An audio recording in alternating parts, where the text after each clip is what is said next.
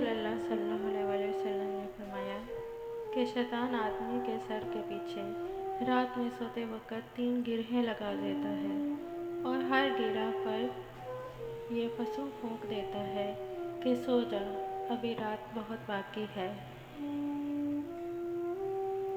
फिर कोई बेदार होकर अगर अल्लाह ताला की याद करने लगा तो एक गिरह खुल जाती है।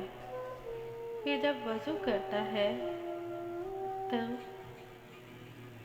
दूसरी गिरह भी खुल जाती है। फिर अगर नमाज फ़र्ज या नफल पढ़े तो तीसरी गिरह भी खुल जाती है।